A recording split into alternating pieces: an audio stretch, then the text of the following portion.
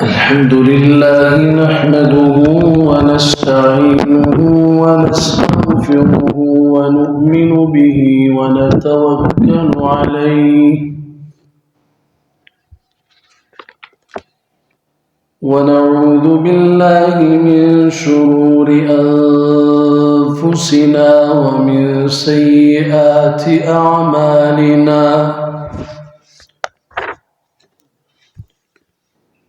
من يهده الله فلا مضل له ومن يضلله فلا هادي له وأشهد أن لا إله إلا الله وحده لا شريك له وأشهد أن سيدنا ومولانا محمدًا عبده ورسوله صلى الله تعالى عليه وعلى آله وصحبه وبارك وسلم تسليما كثيرا. أعوذ بالله من الشيطان الرجيم. بسم الله الرحمن الرحيم.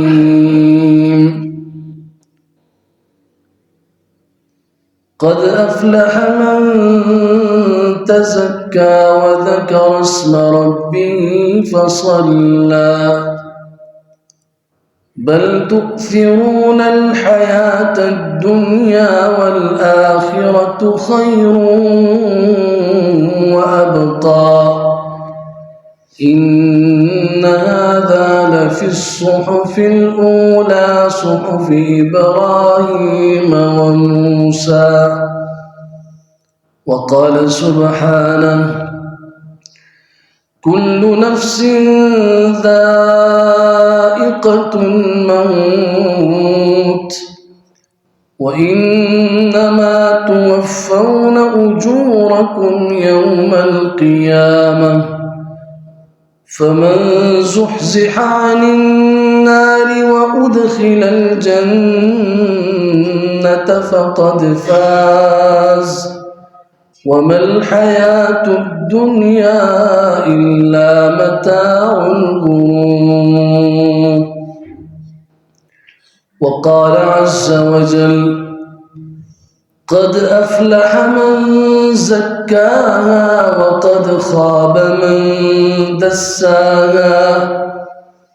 وقال سبحانه لقد خلقنا الإنسان في كبد.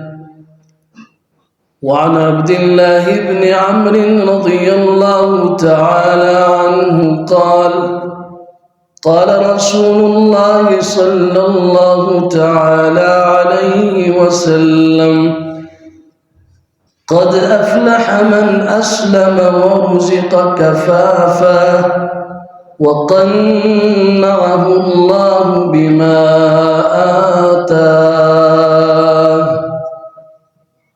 صدق الله وصدق رسوله وحبيبه وصفيه وخليله المصطفى صلى الله عليه وعلى آله وصحبه أجمعين.